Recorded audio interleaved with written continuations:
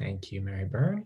And it is nice to be together on this rainy day to reflect together with our guest, John van Sloten, about the ways in which God speaks to us through all sorts of media, and in particular through pop culture and what he refers to as the book of creation.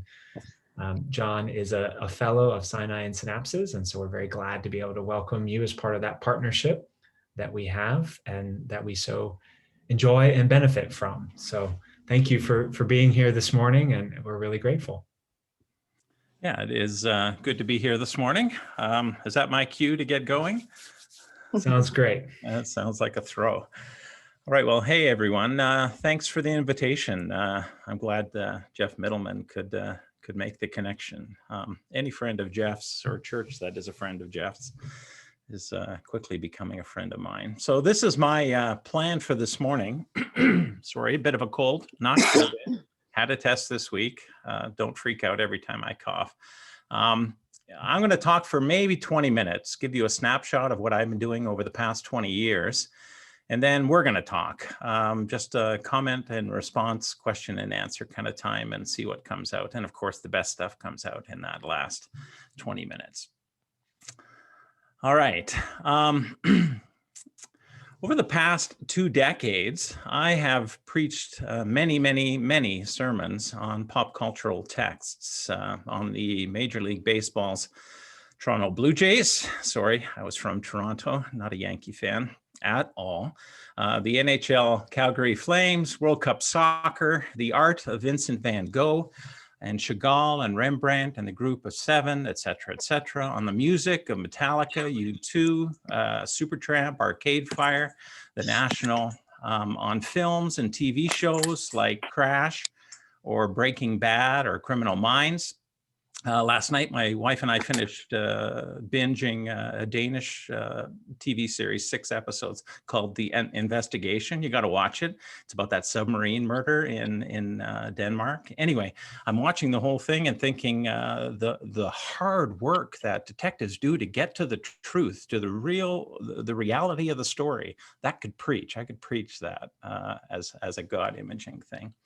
I've preached on children's books, stories and films, science a lot lately, new scientific discoveries like gravitational waves and the Large Hadron Collider, and what makes ice slippery, which we just figured out 4 or 5 years ago. A UC Davis professor wrote a paper with an Israeli scientist about why ice is slippery. And on a whole bunch of current events as well, from 9/11 to natural disasters to the subprime mortgage crisis and the pandemic recently. So over the last 20 years, engaged lots of texts, and I use that word intentionally, in places I never would have imagined when I was back in seminary, getting trained for this work. And if I were to describe in a nutshell what this process is like for me, here is how I recently preached or came to preach a sermon on the theology of Lego. A couple of months ago, I saw a CNN story about how Lego sales were going through the roof during the pandemic. You might have caught the story. And later that same day, I heard a couple of CBC radio hosts delighting in their Lego experiences when they were kids. And it got me thinking about my Lego experiences when I was a kid, which were hugely formative, and how much of a gift that was. And so I thought I have to preach on this. And if I were to squeeze that all into 3 minutes, that sermon, it would go like this. In the beginning, God created the heavens and the earth, and God made all of us in God's image as creators, as co-creators in this world. And God blessed us and said to us, be fruitful and multiply, increase in number, and fill the earth. And God calls us to do that filling work theologically, literally via procreation, but also via the creation of all kinds of good culture and cultural products. God made the world, we fill the world, said theologian Al Walters. And then, much later in the creation story, in the late 19th century, God created a little Danish boy named Ole Kirk Christiansen, who was good with his hands and grew up to become a carpenter. And he loved to make wooden toys, but he struggled with how quickly they wore out and broke, and the fact that his woodshop kept burning down. But then one day, God created plastic injection molding, and Ola Christian realized that he could make toys in a brand new way. And Lego was born. And God used Lego over the decades to shape the minds of many children, young and old, to kindle our imaginations and teach us how to steward our young creativity. God quickened our hand-eye coordination and showed us how to build things through Lego so that one day we could build things through our lives in God's good world. So in an article I wrote for the Calgary Herald newspaper that, pardon me, got published just before, the day before this sermon was preached, I wrote, quote, my sense is that long before many of our world's greatest contemporary designers, engineers, and builders ever built their signature projects, they built them first in their childhood bedrooms. And then our church staff came up with the idea, let's have a theology of Lego challenge. And we put this challenge out online, and kids from all over the world started to submit their Lego creations, kids who were like 8 and 6 and 3 and all the way up to 80 and 60 and 30 to submit a picture of their Lego creation and one sentence describing what it made them feel as they were making this thing. And the hope was that that sentence would be a pointer to the unique way they're imaging the creative nature of God, the imago Dei in them. So 3-year-old Fenna submitted a picture of a slide with her face in behind it, filled with the light. And the sentence was, it worked. First time she played with Lego, she picked up a slide, a pre-made slide, put a block on the bottom and slid a little character down, and it worked. And the moment she said that, I thought, this is echoing God's delight at creation. It was good. It was good. It worked. And then American architect David Greisel, who designed 2 Major League Baseball stadiums for the Pittsburgh Pirates and the Houston Astros, saw my Twitter post shamelessly drawing attention to my granddaughter Fenna's very intelligent theological observation. And he said, quote, Fenna's take is great. I agree, 100%. And then he submitted a Lego creation. This 65-year-old or whatever architect built something and sent it in to the contest. And so then I took each of those submissions, and in particular, alongside the image, their sentence explaining how they felt, and connected their words and their sentiments and what they were experiencing to what God made them to feel and experience in the creative process. All of these kids and adults acting in godlike creative ways. And then the CBC called and they wanted to do an interview, and we talked about it on the radio, and a whole bunch of people in our city and province got to engage a spirituality, a view of God in the world and all of life through Lego, of all things. So that whole sermon, as you heard, for you theologians listening, 3 foundational biblical truths. God created all things, Genesis 1:1, God created us in his image, Genesis 1:26, and God called us to fill the earth, Genesis 1:28, the cultural mandate, as some call it.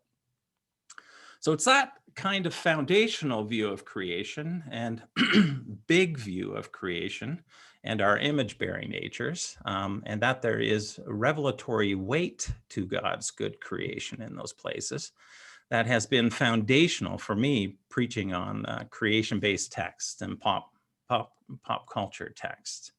A very big view that the world that God made says something about who God is. And of course, the gospel of Jesus, this is a Christian church and hopefully still an Orthodox church, is a crucial part of all of this as well, because he was part of the creation process too. All right, now I'm going to try to share my screen, but I don't see my screen sharing button here. I wonder if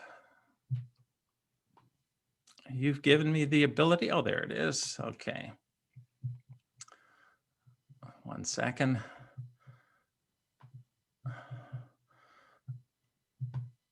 You guys can all see that? Yeah. Okay. So in the beginning was the Word, and the Word was with God, and the Word was God. He was with God in the beginning. Through him all things were made. Without him nothing was made that has been made.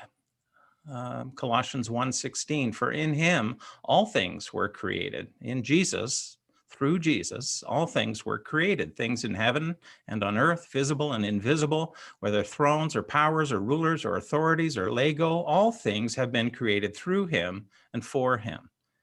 And in these last days, he's spoken to us, said the writer of Hebrews, writes the writer of Hebrews, by his Son, whom he appointed heir of all things, and through whom he also made the universe.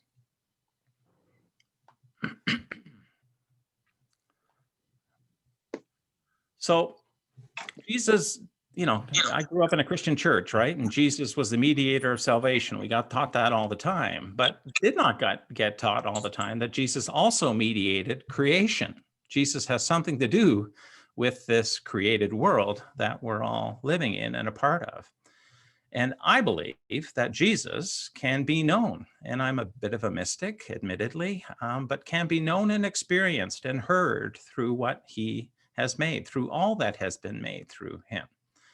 Famous astronomer Johannes Kepler once said about his work that he saw himself as thinking God's thoughts after him as a mathematician. Theologian Abraham Kuyper once noted that everything that is, I'm paraphrasing, everything that is was a thought in the mind of God before it ever came to be. I mean, how compelling that thought alone could be and be to unpack for the rest of your life, that everything that is was a thought. God thought about the nature of nature and that person and what that person does and how they fill the world.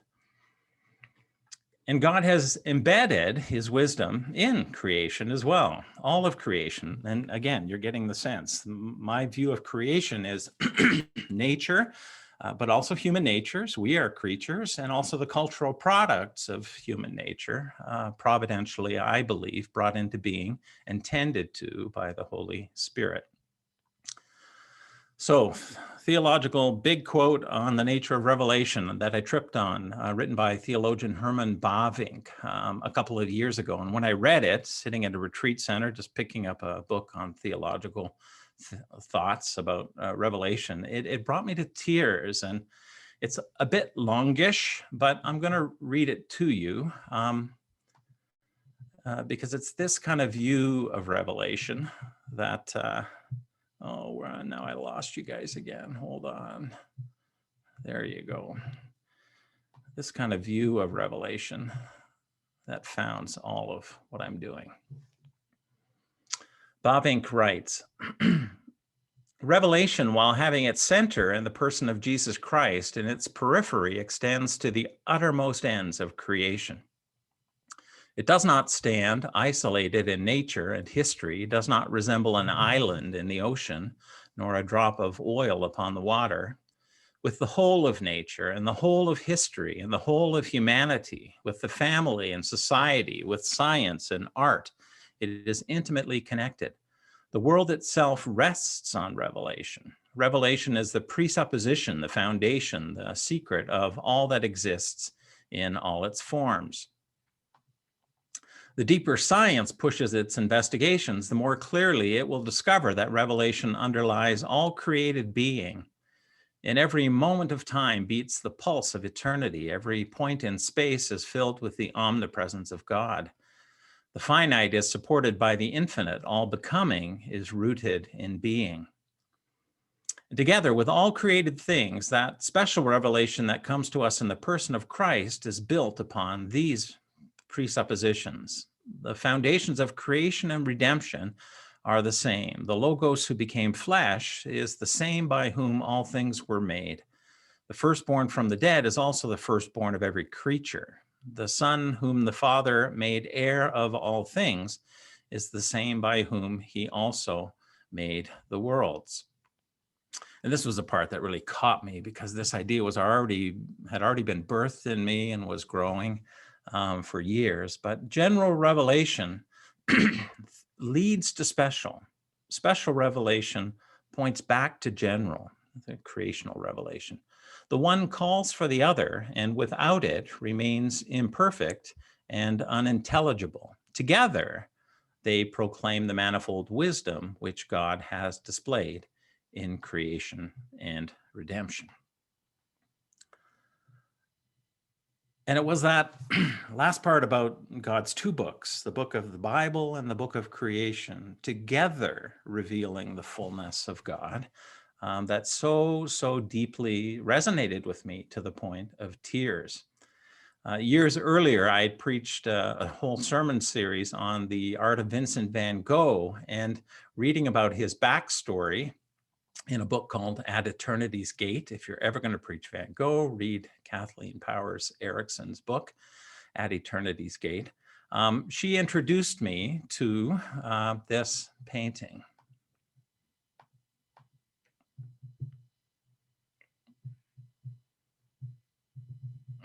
Let me share here.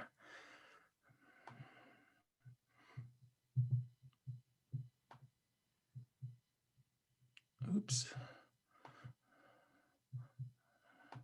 That'll be me messing up. Oh, come on, John, you've done this before.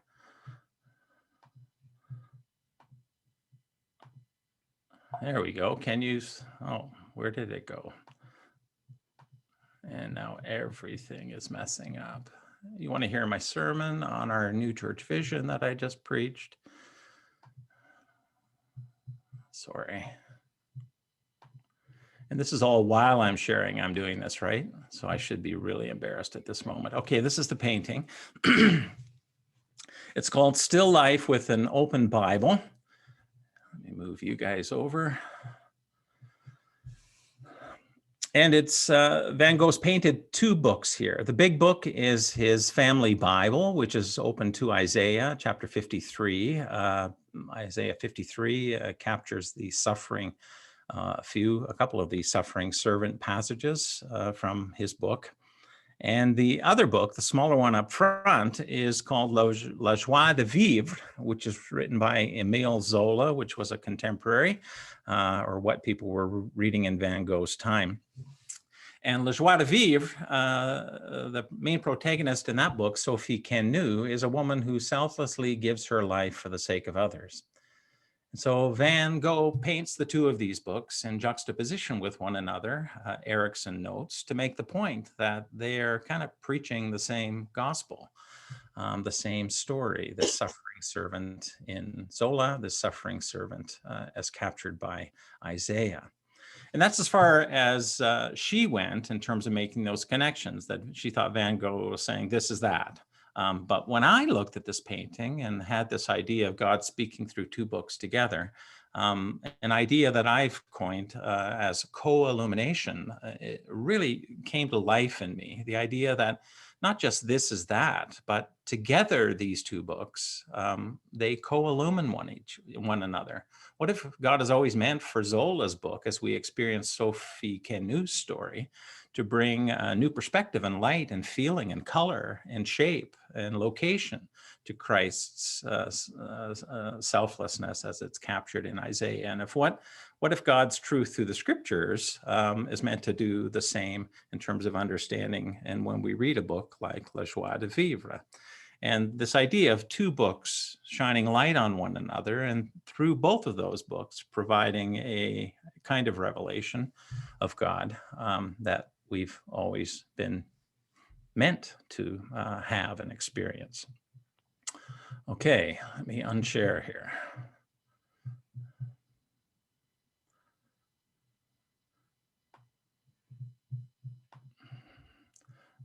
All right.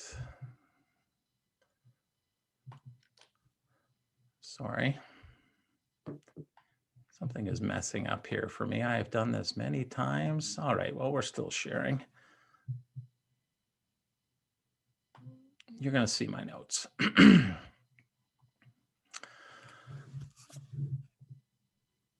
can't seem to get it to unshare. Sorry, folks.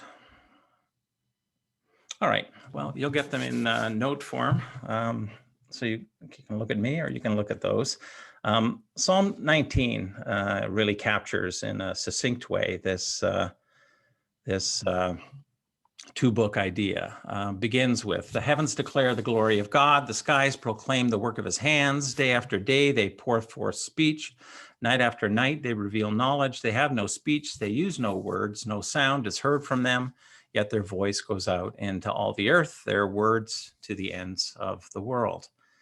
And then starting at verse 7, the writer switches from the book of creation to the book, the written word, the law. The law of the Lord is perfect, refreshing the soul. The statutes of the Lord are trustworthy, making wise the simple. The precepts of the Lord are right, giving joy to the heart. The commands of the Lord are radiant, giving light to the eyes. Okay, I can't stand the fact that my notes are, there we go, hidden in behind. All right, I can pretend that I'm not looking at notes again. Okay, I think the church, bottom line, is meant to be reading both of God's books as authoritative texts in terms of conveying and connecting people to God's revelation in the world. So with every story of human brokenness as we find it in the culture, years ago in Breaking Bad, last night watching that Danish show, The Investigation, that these stories of human brokenness can be read in a co-illuminating way alongside the stories of human brokenness as we find them in the scriptures. And not to be too precise, but I think these books rhyme with each other. They echo each other. They reflect each other. But I think there are very particular things about certain cultural products or the nature of creation that connect to in very particular, unique ways to certain passages in the Bible. That's been my experience for the past 20 years. So I imagine churches preaching sermons about the vicarious joy of experiencing salvation through Christ, alongside the vicarious joy of experiencing a Yankees win, winning the pennant. That feeling that comes alive in that baseball moment is a feeling you're made to experience, ultimately and most fully in this larger salvific context. And so my thinking is, if God really did make all things and God really holds the cosmos together, and Calvin thought that if the Holy Spirit took its hand off the cosmos, everything would collapse, that big of a view of God holding the cosmos together.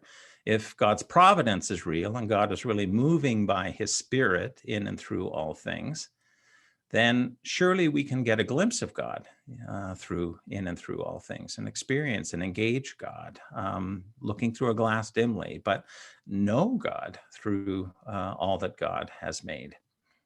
C.S. Lewis once wrote that every created thing in its degree is an image of God, and the ordinate and faithful appreciation of that thing, a clue which truly followed, will lead back to God. And Augustine wrote centuries before that every good and true Christian should understand that wherever he or she may find truth, it is the Lord's. So the idea, and we've all heard this, I'm sure, all truth is God's truth. I heard that growing up in church, but for the last 20 years, I've been living it. That's real. That's true. All truth, wherever we find it, belongs to God and is reflective of something that God thought about before it came into being. And so, 20 years of journeying into that. My first book is called The Day Metallica Came to Church, kind of did that, God and pop culture. Second one is about vocation, Every Job a Parable, so God in work. And now a book on science, yet to be published, God and science. And it's like as though, in whatever direction I've looked, into whatever sphere of creation God's called me to engage, even there, God is whispering truth about who God is. Okay, I'm going to stop there and switch this over to the we part of our conversation. And you may want to push back on some of the stuff you heard or resonate with or have questions regarding clarity. Like I said, this isn't something I set out to do. It has just been unfolding itself over the entirety of my ministry. And so I'm still kind of learning what it's all about, and spent years catching up theologically, finding all the good quotes from old Reformed theologians so that I didn't get kicked out of our denomination for being too much of a heretic preaching on Metallica. So yeah, still learning. So would love to hear from you and learn now through a conversation. I have a question. Would you say that creation and destruction are the same thing? Sorry, what was the second word you blanked out? Creation and destruction, are they the same? Creation and construction, or creation and destruction? Yeah. Quickly, no. Yeah. I mean, they're both. They're yeah. Just spitballing here. I guess they're both acts of bringing into or out of being, bringing into fullness, deconstructing fullness. So I guess there is a similar action at play, but one more to a positive building of a thing, a making of a thing. Unless you have some other definition of those terms that I don't know about that you're now going to tell me about, Martha. No, I just think that for anything to be created, I mean, even a picture, you're destroying, the way the paint was. I mean, okay, it's like they're partners, and yet destruction is really horrible in many ways, when we destroy something that we treasure or love. So I'm just trying to separate the two in my mind, or maybe there's destruction you can characterize in several ways. I don't know. Yeah, that's a great question, Martha. Now you're going to get me thinking about it for the rest of the day. Because it's true, right? And the world is broken. That comes up often in this conversation. I mean, how can you go citing God's good things in creation without being honest about all that's off the rails? And the church traditionally, because it's so aware of brokenness in the world, I think has been reticent to name that even in those broken places, there's still echoes of God's goodness. A theologian that I love, Neil Plantinga, talks about even a broken Stradivarius is still a Stradivarius, right? So destruction and creation, yeah, there would be a commingling, intrinsically intertwined nature to both of those actions, which in my mind wouldn't disqualify naming that a thing belongs to God, or that it could still possibly reveal the nature of God, because I'm counting on it for me, a broken human being, being able to preach in my context, and all of us to be able to do what we do in faith in our context. Yeah, it's good. Good question. Thank you.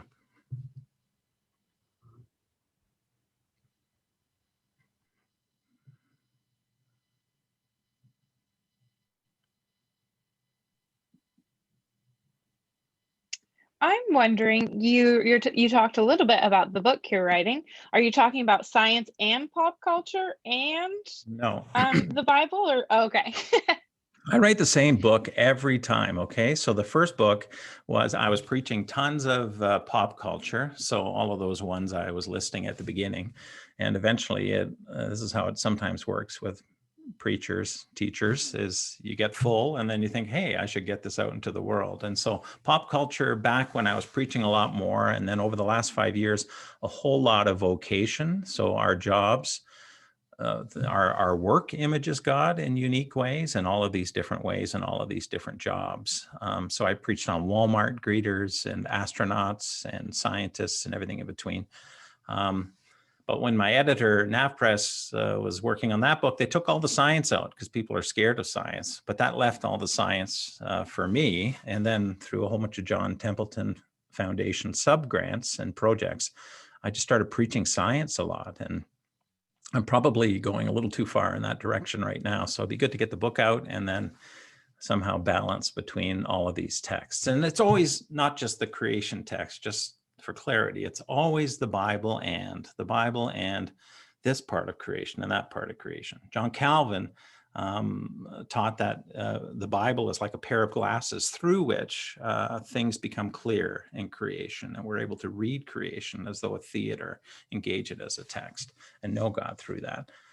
So it's a very biblio-founded idea, and apart from knowing, I believe, Christ through the perspicuous clarity of a black and white gospel written in the Bible, I don't have the eyes or the imagination to engage where Christ is at work in, the nature of the death and resurrection of matter in supernovas, as that's been happening for the last 8 billion years.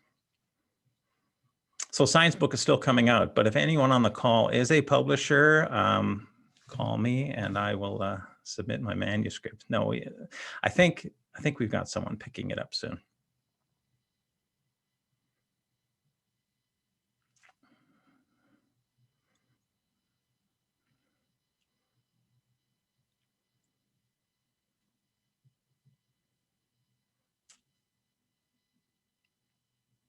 The dreaded long pause. I'm sorry, John. I was sort of late to this, late to the Zoom, so I missed the beginning. But I'm struck by last week. Naomi brought to this forum a woman who spoke about reading Harry Potter as sacred text. Yeah. Like so, in that sense, she laid like that beautiful piece of art you just showed. She sort of laid the Bible next to Harry Potter. Yeah. And I'm wondering whether like this is not dissimilar in that way. That so are you laying creation, like the science of the world, next sort of the same way that we are now reading the Bible through creation? Yeah. Yes. Yeah. And, creation, as I spoke about, a big thing, right? Including all these cultural products. And I've not preached Harry Potter, but yeah, you can imagine how some of the churches in the States south of you might react to that, right? And see it as a demonic or evil thing, but very much would have done exactly that, put the book beside the book and read them both with each other in mind. And what happens for me in this co-illumining moment is a kind of an epiphany. This is that. The writers of the New Testament had this is that moments all the time, right? They're reading, they met Christ, they knew Christ, Christ was named in their life, and all of a sudden, oh my, it was there already, and it was there, and it was there, and it was there. And this is that kind of this is that math that happens intra-Bible, happening between the Bible and the creation text. If we're aware of that, we can see that like over and over. I love that. Yeah, no, and that connection first came to me through Sidney Greidamus, who was a preaching professor at Calvin Theological Seminary, but also an Old Testament scholar. And he was sitting in my talk talking about Metallica at the time and just telling that story, and it was all new in me. I didn't know he was there. He used to be my pastor 10 years before. And if I'd have known, I'd have just fallen apart given the talk because I was so scared theologically. Are we on way too thin of ice here? But he came up after the next day and he said, all of my life, I have been connecting the Jesus of the Old Testament to the Jesus of the New Testament. You were connecting the Jesus of the scriptures to the Jesus in creation. And it was like an imprimatur, a blessing. A curse to keep on going with this and trying to figure out what it means and what it can look like. And it's not just an academic thing, it's personal. It's beautiful. The moments of co-illumination really, and I am a passionate man, but are really quite, oh my word, God, really? Like even there, you're at work in the lyrics of the wrath of God in Metallica music, in the distant whisper of two black holes coming together and sending this gravitational wave to us just at that time when we could have a LIGO scientific, these two projects where we could hear it. And what does that say about the voice of God, that trembles over the waters in the Psalm, or that trembles over the cosmos through the text of the universe? Like it's just... creation brings color and power to other senses than our rationality and what black and white reading might bring. Poetry brings us more into those numinous places, but creation, I mean, the psalmist can write about, God speaking through the skies and the stars, but the Hubble Space Telescope, it can preach it, and to have those images alongside the psalm text is where the power is. The images of Noah's Ark also kind of strike me along the line of what you're talking about today too, the revelation of that amazing story, and what a picture it paints. And in some ways, there's something about that whole unveiling that is quite a story in itself.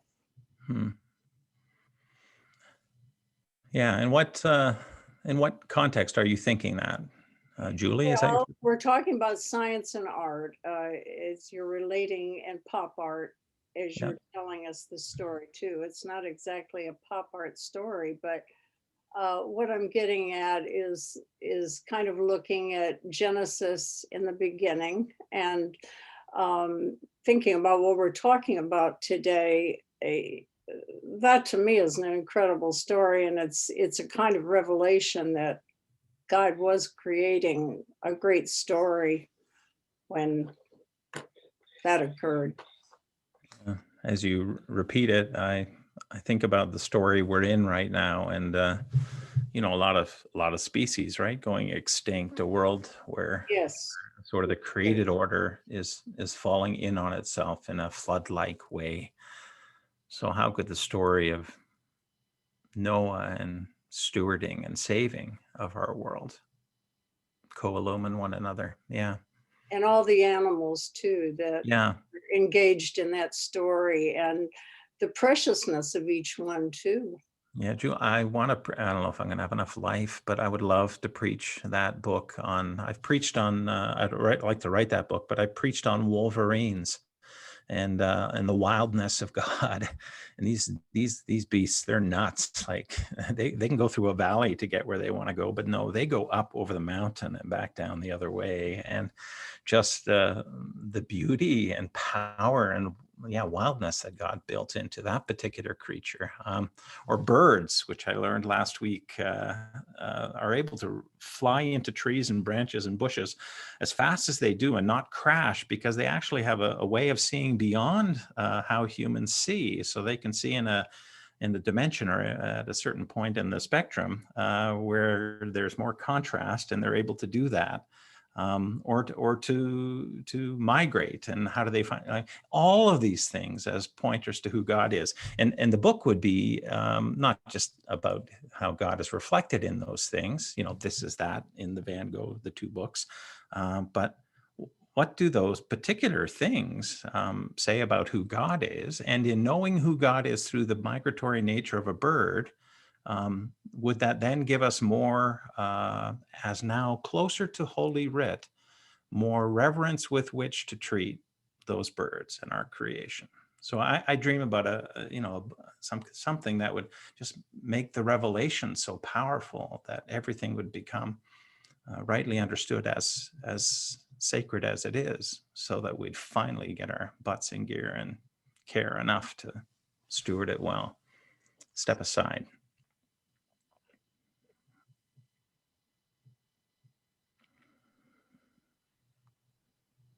Were there any other questions? Thought I saw someone unmuting earlier.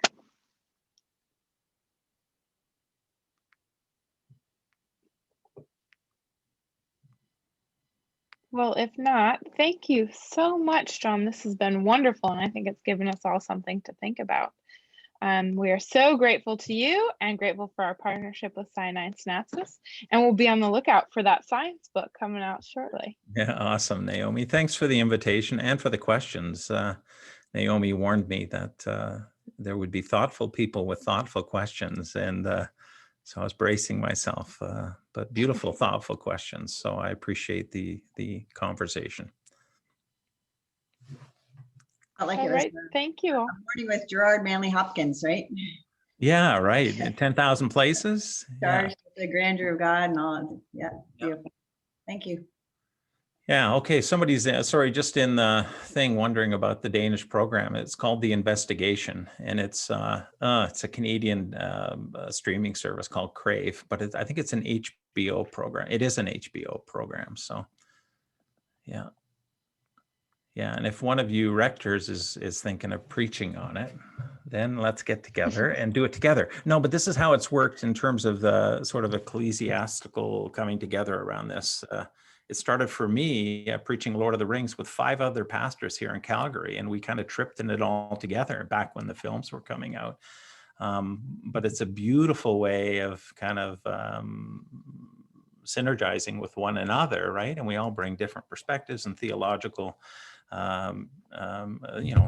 thinkers that have shaped us to the conversation, and it can become a much fuller, it's like synagoguing, reading the Bible, right? We just do it better in community, and it is a practical and good way to explore these texts together.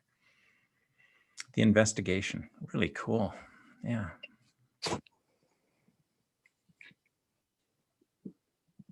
All right. Well, thank you all, and we'll see you shortly.